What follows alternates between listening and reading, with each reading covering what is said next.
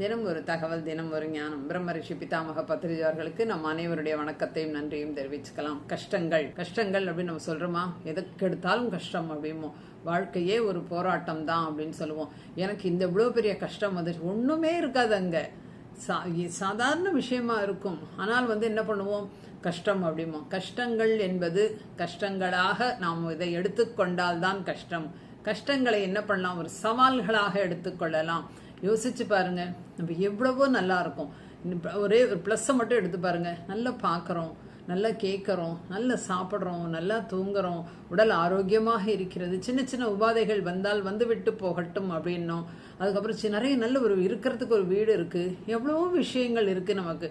அப்போ இதையும் மீறி நம்ம என்ன வேணும் நமக்கு அப்படின்னு நம்ம யோசிச்சு பார்க்க வேண்டும். கஷ்டங்கள்னு சொன்னால் ராமர் படாத கஷ்டமா, கிருஷ்ணர் படாத கஷ்டமா?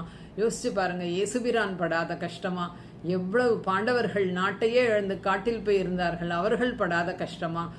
இதெல்லாம் நம்ம என்ன பண்ணுவோம், படிப்பதற்காக மட்டும் இல்லை, அதிலிருந்து ஞானங்களை தெரிந்து கொண்டோமா அப்படிதான் நம்ம பார்க்கணும். அதனால்தான் சுவாத்தியாயம் அப்படின்னு சொல்லுது. என்ன, புத்தகங்கள் படிப்பதற்கு. புத்தகங்கள் படித்து கொண்டு அதில் இருக்கும் மகான்கள், அதில் இருக்கும் எவ்வளவோ கஷ்டப்பட்டிருக்காங்க. அப்படி இருக்கும் பொழுது நாம் படுவது ஒரு கஷ்டமே அல்ல. கஷ்டம் கஷ்டம் என்று புலம்புவது தவறு. குழந்தை மார்க் கம்மியாக வாங்கினானா அவனுக்கு அறிவுரை சொல்லுவோம். அது அடுத்ததுல அவன் 10 மார்க் கூட வாங்கினா கூட மிகப்பெரிய ஒரு விஷயம். கஷ்டம் என்பது கஷ்டம் அல்ல, அதை நாம் கற்றுக்கொள்ளும் பாடம். அதிலிருந்து நாம் தெரிந்து கொள்ளும் பாடம் என்ன என்பதை யோசிக்க வேண்டும்.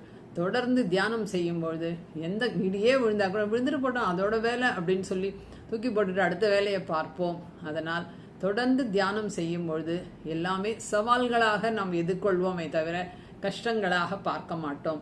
தொடர்ந்து தியானம் செய்வோம், புத்தகங்கள் வாசிப்போம், சைவ உணவாளர்களாயிருப்போம், தியான பிரச்சாரம் செய்வோம், தியானத்தை நிறைய பேருக்கு சொல்லித் தருவோம். தொடர்ந்து தியானம் செய்யும் பொழுது ஞானம் பெற்று எல்லாவற்றையும் எதிர்கொள்ளும் ஒரு ஆற்றல் நமக்கு கண்டிப்பாக கிடைக்கும். அதனால் தொடர்ந்து தியானம் செய்யுங்கள், ஞானம் பெறுங்கள். நன்றி.